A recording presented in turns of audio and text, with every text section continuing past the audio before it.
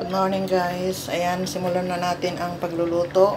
Pinakaulaan ko lang guys yung hipon at saka luya. So ayan, ilalagay na natin yung bagoong. Boneless bagoong guys. Ayan. So, pakukuluan lang natin ulit para maluto yung bagoong. Good morning guys. Tamananti ko na nga ma-agraraman-manan. So yan guys, na-prepare na natin lahat ng ingredients. Yan na yung sitaw, ampalaya, patola, talong, ang bulaklak ng kalabasa. Yan siya guys, ang lulusog. Na naman si Mama Norms. So, ayan, umpisahan natin lutuin guys. So, ayan, pwede na nating haluin guys. Kumulo na ulit. Ayan. Oh. Ang bango ng bagoong. Ayan.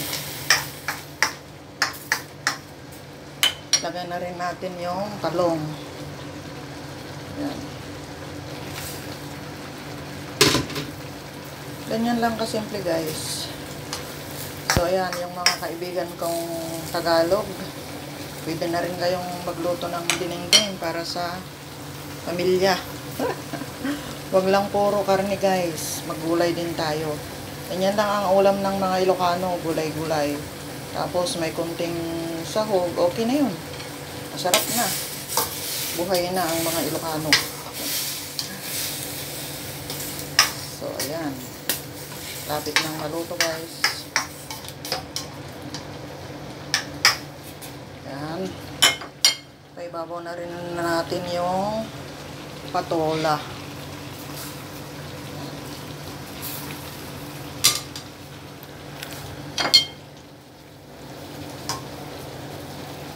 Takpan ulit.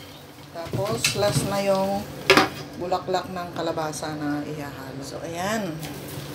Kumulo na ulit. Haluin saglit. Tapos, saka natin ilagay yung bulaklak ng kalabasa. Kasi madali lang maluto guys yung bulaklak. Bulaklak. Ayan. So, ibabaw lang natin yung bulaklak. Ayan. Ayan siya guys. Oh, very colorful. Tapos, takpan natin ulit. Pakuluan ulit. Saka natin pwede nang ulan. So, yan guys, luto na. Ayan. Ganda.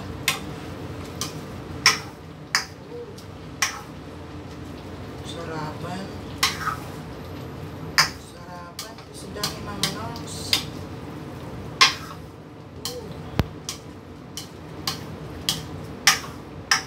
Okay. Luto na guys. Pwede na kumain. So, ayan. Ooh. Sarap. So, ayan. Sa mga kaibigan kong mga Tagalog na nagtatanong kung paano magluto ng dinengdeng, ayan siya guys. Luto na ang ating dinengdeng. Pwede na kumain.